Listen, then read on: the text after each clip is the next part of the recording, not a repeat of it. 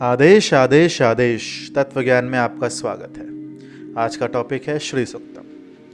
पिछले एपिसोड में आपने समझा कि सुख क्या होता है, दुख क्या होता है, पात्रता अपने अंदर कैसे लानी है कि श्री सूक्तम आपके जीवन में काम करे। आज हम लोग श्री सूक्तम में आगे बढ़ते हुए पहला श्लोक समझने की कोशिश करेंगे। लेकिन श्लोक में जाने से पहले, उसको समझने से पहले हमें वो शक्ति को थोड़ा और अच्छे से समझने की जरूरत है, थोड़ा और गहरे में उतर के उसको समझने की जरूरत है। उसको समझने के लिए हमें संकल्प को समझना पड़ेगा, क्योंकि जैसा आपका संकल्प है वैसा आपको फल मिलता है। यम यम चिंत्यते कामम तम तम प्राप्नोति निश्चितम। जैसा आपका संकल्प वैसा फल मिलना निश्चित है। अरे देवी तो वो आदि शक्ति है, उनका कोई रूप नहीं। तुम्हारा भाव जैसा होगा, तुम्हारा संकल्प। नरसिंह अवतार में भगवान नरसिंह ने वैसा ही अवतार क्यों लिया? वो अवतार प्रहलाद के लिए नहीं, वो अवतार हिरण्यकश्यप के लिए था। प्रहलाद को तो वो विश्वास से, वो भक्ति से, वो ब्रह्म ज्ञान, वो विष्णु ज्ञान वो मिल ही गया था। उसको जरूरत नहीं थी कि अवतार प्रकट हो उसके सामने, क्योंकि हिरण्यकश्यप का संकल्प वैसा था। हिरण्यकश्यप ने क्या मांगा कि मैं ना धरती में मरूं, ना आकाश में मरूं, ना नर से मरूं, ना जानवर से मरूं, ना सुबह मरूं, ना शाम मरूं, ना अस्त्र से मरूं, ना शस्त्र से मरूं। तो विष्णु भगवान को जो संकल्प मिला वो उस रूप में प्रकट हुए उसके वध के लिए। तो आपका संकल्प कैसा होगा, उससे देवता का रूप, देवता का भाव डिपेंड करता है। इसलिए मैं कहता हूं आनंद होना जरूरी है जीवन में। अगर लक्ष्मी चाहिए तो, अगर आनंद नहीं होगा तो आपका भाव बदल गया, आपका संकल्प बदल गया। क्योंकि आप लोग के मन में ये सवाल उत्पन्न होना जरूरी था कि क्यों आनंद से ही मुझे लक्ष्मी प्राप्त होगी। अब आपको पता चल रहा होगा क्यों मुझे आनंद से ही लक्ष्मी प्राप्त होगी। ऐसा नहीं रौद्र रूप में भी लक्ष्मी प्राप्त होती है, लेकिन उसके लिए आपके अंदर वो क्वालिटीज होनी चाहिए, वो शक्ति को अपने अंदर लेने की कैपेसिटी आपके अंदर होनी चाहिए। लेकिन इधर तो आप ऐसे हैं कि जो भूतकाल में छोटी मोटी चीजें हुई उसको आप वर्तमान में लेके बैठे हैं और चिंता कर रहे हैं, शोक प्रकट कर रहे हैं कि मेरे साथ जीवन में ये सब हुआ। इसकी चिंताएं आपको खा रही हैं। अरे जो हो गया वो हो गया। अगर आप अब नहीं बदले तो आपका वर्तमान भी भूतकाल की तरह ही होगा। अगर आपने भूतकाल में गेहूं की फसल बोई तो गेहूं ही मिला होगा ना, अनार अंगूर ये सब तो मिल नहीं गया होगा। और उसकी चिंता करके आप अभी भी गेहूं ही बो रहे हैं, और फल चाहिए आपको अंगूर और अनार, कहां से मिलेगा? मिलेगा ही नहीं। तो जीवन में अगर आपके बदलाव आया ही नहीं, भूतकाल से कुछ बदले ही नहीं, जैसे थे वैसे ही हैं, जीवन में आपकी प्रगति हुई ही नहीं, तो फल कहां से बदलेगा? बदलेगा ही नहीं। श्री सूक्तम में जो देवी की स्तुति है उससे आप देवी के रूपों को 3 तरीकों से समझ सकते हैं। पहला है स्थूल रूप, दूसरा है सूक्ष्म रूप, तीसरा है कारण रूप। इन तीनों रूपों को समझने के लिए आपको जीवात्मा की स्थिति को समझना पड़ेगा। जीवात्मा की 3 स्थिति होती हैं। पहला है आकार स्थिति, दूसरा है तत्व स्थिति, तीसरा है अवस्था।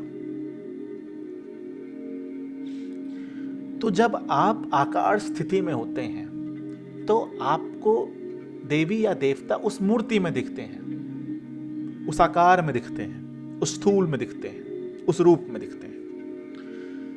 तो जब तक आप आकार की स्थिति में हैं तब तक आप मूर्ति पूजन ही समझ सकेंगे, उससे गहराई में आप उतर नहीं सकते। तो आप अभी तक देवी के उस एसेंस को नहीं पकड़े, उस तत्व को अभी तक आप समझे ही नहीं।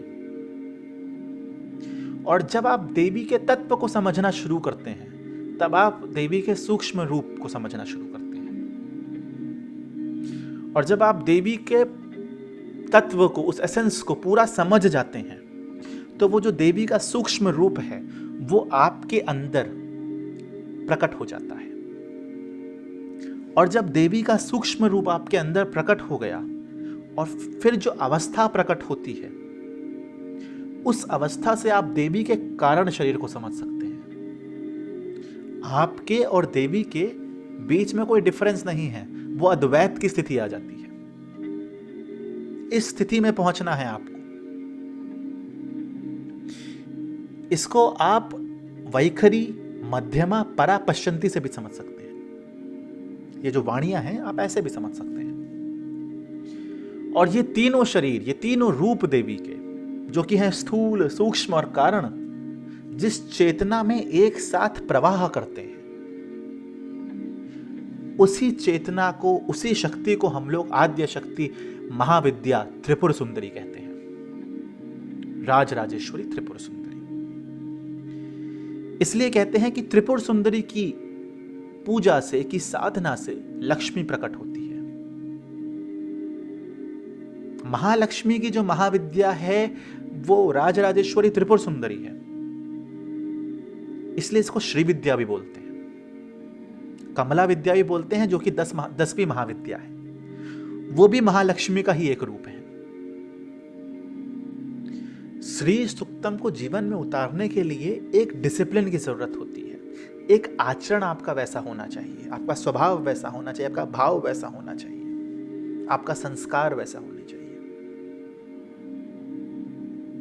आज आपको जो संस्कार मिले हैं उसमें त्रुटि है,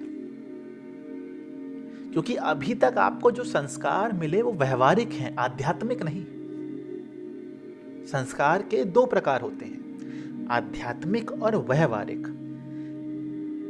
व्यवहारिक संस्कार तो आपको कोई भी दे सकता है, लेकिन आध्यात्मिक संस्कार वो आपको केवल गुरु दे सकता है। वो बाहर याग तो कोई भी दे सकता है, अंतर याग के लिए तो गुरु चाहिए ही चाहिए। तो गुरु आपको आध्यात्मिक संस्कार कैसे देते हैं? गुरु क्या करेंगे? जो आपके जीवन में, आपके अंदर जो सुरता चल रही है उसको उल्टा कर देंगे। वो बाहर याग से अंतर याग की स्थिति में ले आएंगे आपको। इसलिए मैं कहता हूं कि बाहर याग जो है, जो व्यवहारिक संस्कार है, वो तो आपको कोई भी दे सकता है, लेकिन अंतर याग के लिए आपको गुरु की आवश्यकता जरूर से जरूर है। सूरत की सूरत जब करो, जब हो आधी रात। इधर ये नहीं कि आप आधी रात को ध्यान में बैठ जाए, नहीं, वरना कुछ लोगों का भरोसा नहीं कि आधी रात को बैठ गए सुरती चढ़ाने अपने जीवन के अंदर। इधर आधी रात का मतलब है वो तूर्य अवस्था, वो तंद्र अवस्था।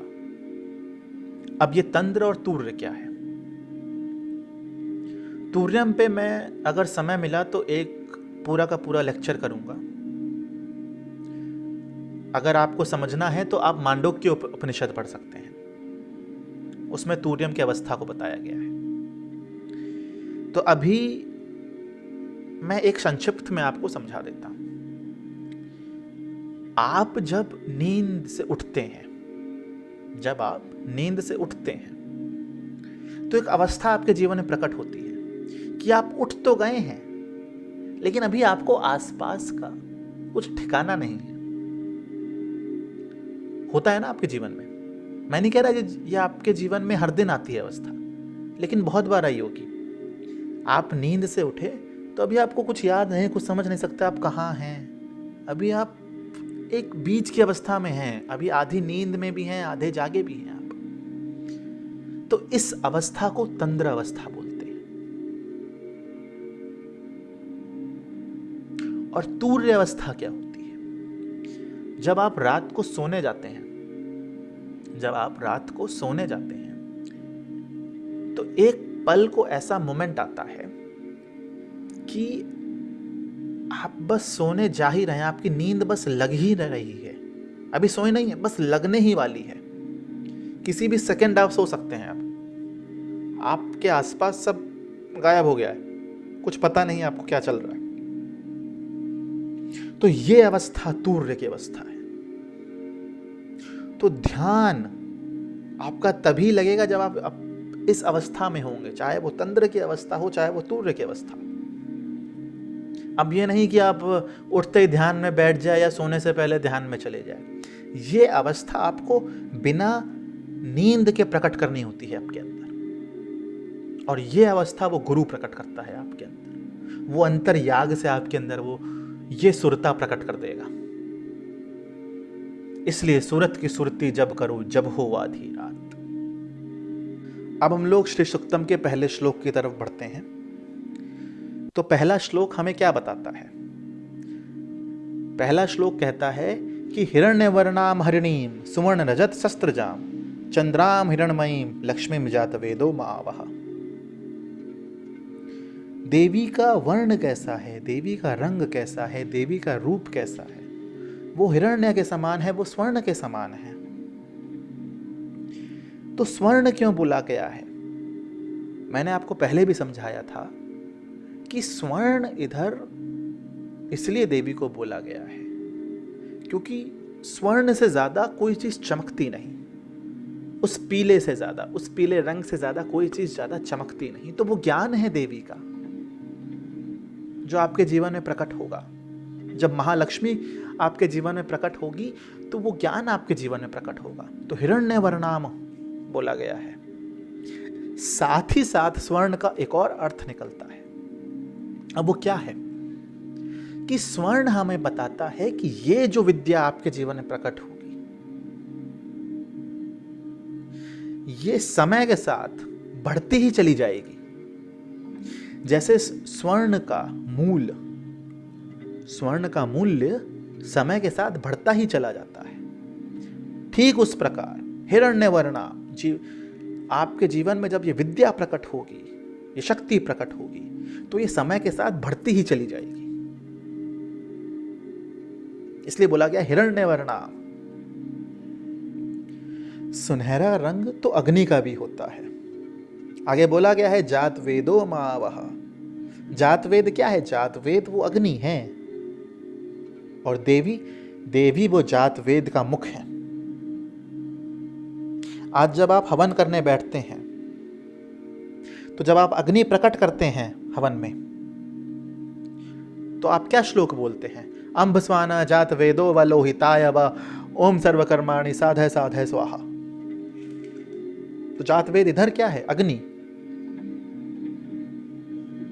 तो आंख बंद करके कुछ भी ना बोलिए, समझिए उसके पीछे क्या है। तो जात वेदो मावह, अग्नि में उस शक्ति का, उस लक्ष्मी का आवाहन करता हूं। तो सुनहरा रंग तो है अग्नि का, लेकिन जो देवी का सुनहरा रंग है वो अलग है। वो सुनहरा होने के बावजूद भी वो सुनहरा रंग अलग है। वो क्यों अलग है? क्योंकि वो ज्ञान का सुनहरा रंग है। वो ज्ञान का प्रकाश है, वो शक्ति का प्रकाश है। आज आप देखने जाए तो पीले रंग से ज्यादा कोई रंग चमकता नहीं। इसलिए कहते हैं जब बगलामुखी आपके जीवन में प्रवेश होती है, प्रकट होती है, तो प्रकाश छा जाता है, वो पीला प्रकाश। क्यों वो पीला प्रकाश छाता है? क्योंकि वो ज्ञान का प्रकाश है, वो उस पंचम वेद का प्रकाश है।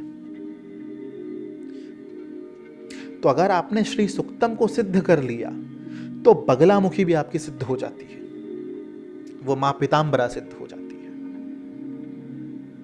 आज हम लोग के सारे देवी देवताओं के पीछे एक सूर्य रखा गया है ज्यादातर। जब कृष्ण ने गीता का ज्ञान दिया तो वो उनके पीछे सुनहरा चमक रहा था, वो सूर्य के समान चमक रहे थे। क्यों? क्योंकि वो ज्ञान का प्रकाश है। वो सुनहरा रंग हर सुनहरे रंग से अलग है। ठीक ही उस प्रकार देवी का जो रंग है वो हिरण्य वर्णाम तो है, लेकिन ये हिरण्य बाकी हिरण्य से अलग है। आज आप जब हवन करते हैं श्री सुक्तम का, तो आप आहुति देते हैं, अग्नि में, उस हवन में। तो सवाल तो ये उत्पन्न होता है कि हम लोग हवन करते ही क्यों हैं, राइट? कि क्यों करते हैं हम लोग हवन? आज आपको उस चेतना से अगर जुड़ना है, उस ब्रह्म चेतना से जुड़ना है, उस आदि चेतना से जुड़ना है, आप उसको कुछ भी कह सकते हैं, विष्णु बोल सकते हैं, ब्रह्मा बोल सकते हैं, शिव बोल सकते हैं, शक्ति बोल सकते हैं, ब्रह्म बोल सकते हैं, कृष्ण बोल सकते हैं, रुद्र बोल सकते हैं, भैरव बोल सकते हैं, लेकिन उसका मूल रूप क्या है? वो चेतना, वो ब्रह्म चेतना है। तो उससे जुड़ने के लिए, उससे कनेक्ट करने के लिए आपको जिस किसी चीज की जरूरत होती है, तो जो कनेक्शन ये बैठाता है, जो चीज आपको जोड़ती है आपकी चेतना उस ब्रह्म चेतना से, वो अग्नि है। इसलिए हम लोग जब हवन करते हैं तो हम लोग अग्नि को साक्षी मानते हैं कि जिससे मैं जुड़ सकूं, उस चेतना से जुड़ सकूं। अब सवाल तो ये उत्पन्न होता है कि अग्नि जैसे पंचभूतों में से एक है, तो हम लोग बाकी जो बचे पंचभूत हैं उनसे हवन क्यों नहीं करते? उसके पीछे भी रीजन है। अब वो रीजन क्या है? देखिए, जब आप पानी की बात करते हैं, जब आप जल की बात करते हैं, तो अगर आपने उसको ठंडा कर दिया तो वो जम जाएगा, वो बर्फ बन जाएगा, और गर्म अगर उसको कर दिया तो वो भाप बन जाएगा। मतलब वो बदल सकता है, उसकी फिजिकल प्रॉपर्टी बदल सकती है। ठीक उस प्रकार जो वायु है उसको भी आप दबा सकते हैं, पृथ्वी को दबा सकते हैं, आकाश को दबा सकते हैं, फैला सकते हैं। अग्नि का आप ऐसा नहीं कर सकते कुछ। और अग्नि हमेशा ऊर्ध्वगामिनी है, मतलब हमेशा अग्नि ऊपर की तरफ चलेगी, जो हमें दर्शाता है कि हमें भी जीवन में ऊपर की तरफ चलना है। चाहे वो भौतिक जीवन हो, चाहे वो आध्यात्मिक जीवन हो।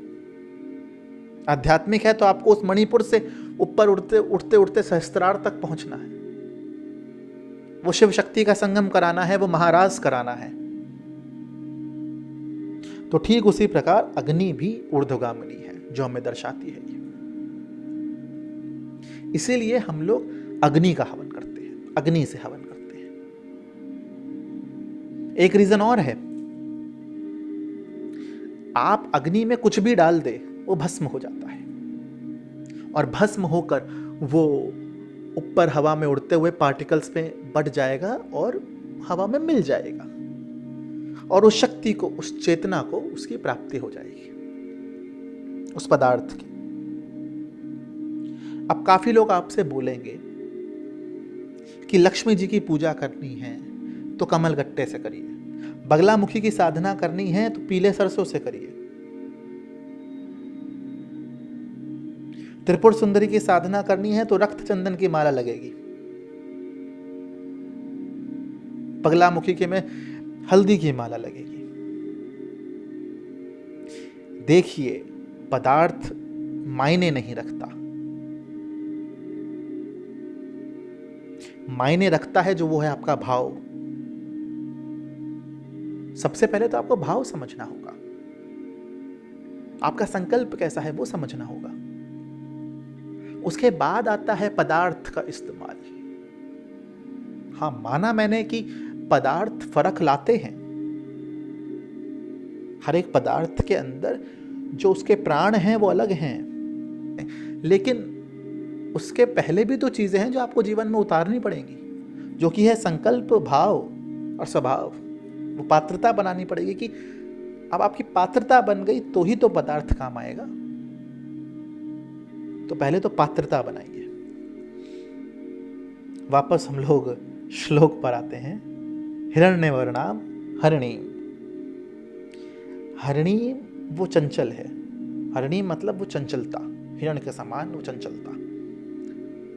मैंने जैसे पहले भी बताया आपको कि लक्ष्मी चंचल नहीं होती, आपका मन चंचल होता है।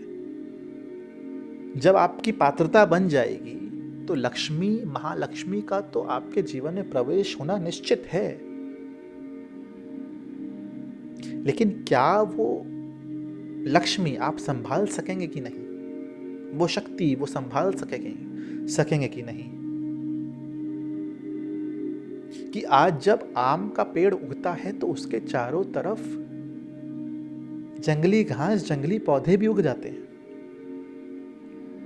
वो जंगली पौधे कुछ नहीं, वो अहंकार है आपके मन का। जैसे कि जब ऋषि भागीरथ ने मां गंगा के लिए तपस्या करी कि हे मां गंगा, आप पृथ्वी लोक पर पधारिए, जिससे कि मैं आप में स्नान लेकर अपनी 7 पुश्तों को मुक्ति दिला सकूं। मां गंगा ने उनसे क्या बोला कि मैं प्रकट हो जाऊंगी, मैं आ जाऊंगी पृथ्वी लोक पर क्या मेरे प्रवाह को संभालने की तुम में ताकत है कि नहीं है? तब कहानी आती है कि शिवजी ने अपनी जटाओं में उनको लपेट लिया और उनके प्रवाह को संभाल लिया। अब लेकिन इस कहानी से हमें क्या समझ में आया? कुछ नहीं, क्योंकि आपने अगेन तत्व तो समझा ही नहीं। तो इधर 7 पुश्ते क्या हैं? इधर 7 पुश्ते वो आपके 7 चक्र हैं जो निष्क्रिय पड़े हैं, जो मैले पड़े हैं, जिनको एक्टिव करना पड़ेगा, जिनको मुक्त करना पड़ेगा। तब जाकर आपके अंदर वो ब्रह्म ज्ञान प्रकट होगा। और गंगा वो कुछ नहीं, वो ब्रह्म ज्ञान का सागर है और कुछ नहीं। तो मां गंगा ने क्या कहा? मां गंगा ने कहा कि मेरे प्रवाह को रोकने की क्षमता तुम में है कि नहीं? क्योंकि वो ब्रह्म ज्ञान जब प्रकट होगा तो आपके अंदर वो क्षमता है उसको अपने अंदर धारण करने के लिए कि नहीं? उसके लिए ऋषि भागीरथ ने क्या करा? ऋषि भागीरथ ने शिवजी की साधना करी, शिवजी के लिए तप करा। शिव मतलब क्या? शिव मतलब वो ज्ञान, वो पराज्ञान। जब वो पराज्ञान आपके अंदर प्रकट होगा तो आप अपने अंदर कोई भी चीज धारण कर सकेंगे, वो चाहे हलाहल जहर क्यों ना हो, चाहे वो अमृत क्यों ना हो। इसलिए उन्होंने शिवजी की साधना करी, वो ज्ञान अपने अंदर प्रकट करा कि मैं उस ब्रह्म को समझ सकूं, उसका ज्ञान मैं समझ सकूं, और उस ज्ञान से मैं अपने 7 चक्र को एक्टिवेट कर सकूं, को क्लीन कर सकूं, को मुक्त कर सकूं। और इधर भागीरथ क्या है? भागीरथ वो कुछ नहीं, वो आपका भरसक प्रयास है, वो आपका प्रयास है। किस चीज का प्रयास? वो 7 चक्रों को एक्टिवेट करने का, वो 7 चक्रों को सक्रिय करने का वो प्रयास है। फिर आगे श्लोक में आता है सुवर्ण रजत सहस्त्र जाम। देखिए, अगर आप ऐसे श्री सूक्तम का अर्थ निकालने जाए, सिर्फ अनुवाद करें तो बहुत सहला है। सुवर्ण रजत सहस्त्रजाम क्या बताता है? कि देवी ने स्वर्ण और रजत यानी कि सोने और चांदी की माला धारण करी हुई है। लेकिन प्रश्न तो यह आता है कि देवी तो निराकार हैं, वो शक्ति है, वो आद्य शक्ति है, वो महालक्ष्मी है, फिर कैसी माला को धारण करी है? निराकार कौन सी माला धारण करेंगे? इधर स्वर्ण मतलब वो ज्ञान है, वो पंचम वेद का ज्ञान। रजत क्या है? रजत वो शीतलता दर्शाता है। कैसी शीतलता? वो समाधि की शीतलता। तो देवी आपके जीवन में ये दोनों अवस्था प्रकट कर सकती हैं, वो ज्ञान के प्रकाश का तेज भी, साथ में समाधि की शीतलता भी। इसलिए बोला गया है सुवर्ण रजत सहस्त्रजाम। फिर श्लोक में आगे बढ़ते हैं तो कहते हैं कि चंद्राम हिरणमयी लक्ष्मीम जात वेदो मावह। इधर चंद्राम क्या है? इधर चंद्राम आपका मन है। तो देवी की साधना से आप अपने मन को भी काबू में कर सकते हैं। और साथ ही साथ इधर जो हिरण्मयी है वो सूर्य है, और इधर वो सूर्य वो ज्ञान नहीं, इधर वो सूर्य वो अग्नि है। कहाँ की अग्नि? वो अंतराग्नि। अंतराग्नि कहाँ विराजमान है? वो आपके मणिपुर में विराजमान है। इधर आप चंद्र और सूर्य को ईड़ा और पिंगला भी समझ सकते हैं, क्योंकि योग में ईड़ा और पिंगला को सूर्य और चंद्र नाड़ी भी बोला गया है। तो अब आप आंतरिक ग्रहण के बारे में समझ सकते हैं। आंतरिक ग्रहण की परिभाषा क्या है योग में? आंतरिक ग्रहण में क्या होगा, जब आपके अंदर ये सूर्य नाड़ी और चंद्र नाड़ी एक दूसरे के ऊपर आ जाएगी, बैलेंस होकर एक दूसरे के ऊपर आ जाएगी, और सुषुम्ना जागृत हो जाएगी आपकी, और सुषुम्ना जागृत होने से आपकी कुंडलिनी जागृत हो जाएगी, और वो सीधा सहस्त्रार तक जाएगी, और आपके अंदर वो ज्ञान, वो आत्मज्ञान प्रकट हो जाएगा। वो शिव शक्ति संगम प्रकट हो जाएगा, जिसे महाराज भी बोल सकते हैं आप, वो प्रकट हो जाएगा। वो होता है आंतरिक ग्रहण योग में। इसलिए बोला गया है चंद्राम हिरण्मयीम लक्ष्मीम जात वेदो मावह। अब हम लोग ये श्लोक एक साथ समझने की कोशिश करेंगे कि पूरे में श्लोक हमें क्या बताना चाह रहा है। हिरण्य वर्णाम हरिणीम सुवर्ण रजत शस्त्रजाम चंद्राम हिरण्मयीम लक्ष्मीम जात वेदो मावह। हिरण्य वर्णाम क्या है? वो देवी का तेज। देवी का रंग कैसा है, वर्ण कैसा है? वो स्वर्ण के समान है। वो स्वर्ण कौन सा स्वर्ण है? वो कैसा स्वर्ण है? वो प्रकाश, वो स्वर्ण उस प्रकाश के समान चमकता है। वो क्या, कौन सा प्रकाश? वो ज्ञान का प्रकाश, वो पंचम वेद का प्रकाश है। हरिणी, वो चंचलता है। आप हरि के प्रिय हैं, इसलिए आप इस धरती का पालन पोषण, इस संसार का पालन पोषण कर सकती हैं। सुवर्ण रजत शस्त्रजाम, मतलब आपके अंदर वो ज्ञान का तेज तो है ही है, साथ में शीतलता भी है। कैसी शीतलता? वो समाधि की शीतलता। मतलब देवी आपको ये दोनों चीजें प्रदान कर सकती हैं, ज्ञान भी, वो समाधि भी। चंद्राम हिरण्मयीम, मतलब देवी आप मेरे मन को काबू में कर सकती हैं और उसे उस स्थित प्रज्ञ अवस्था में ला सकती है, जिससे मैं ये ज्ञान को समझ सकूंगा। हिरण्मयीम, मेरे मणिपुर में जो सूर्य है, जो अग्नि है, जो अंतराग्नि है, उसको आप और तेज कर सकती हैं, उसको आप और अग्नि दे सकती हैं, जिससे कि मेरी कुंडलिनी जागृत होगी, जिससे मेरी कुंडलिनी जागृत होगी, और मणिपुर से वो सीधा सहस्त्रार की तरफ जाएगी, और मेरी ईड़ा और पिंगला नाड़ियों को आप बैलेंस में लाकर सुषुम्ना चालू कर सकती हैं, जिससे कि मेरी कुंडलिनी चालू होकर उस सहस्त्रार की तरफ जाएगी, और मुझे वो ब्रह्म ज्ञान, वो शिव ज्ञान प्राप्त हो जाएगा। और ये सारी चीजें जो कर सकती हैं वो लक्ष्मी, वो लक्ष्य की देवी, जो मेरे इस लक्ष्य को पूर्ण करेंगी। हे अग्निदेव, हे जात वेदो, मैं उस शक्ति का, मैं उस देवी का आवाहन करता हूं।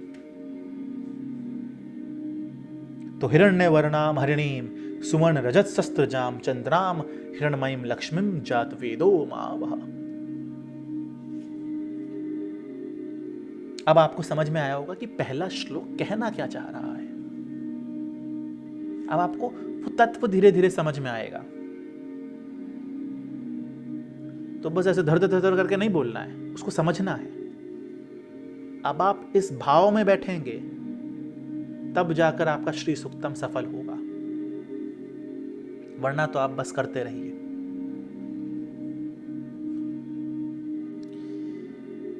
तो आज आशा करता हूं कि आपको पहला श्लोक समझ में आया होगा।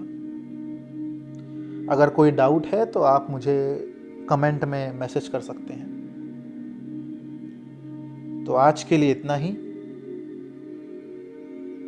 देवी महालक्ष्मी आप पर कृपा बरसाए रखें। आदेश आदेश आदेश। जय माई की। ओम काली।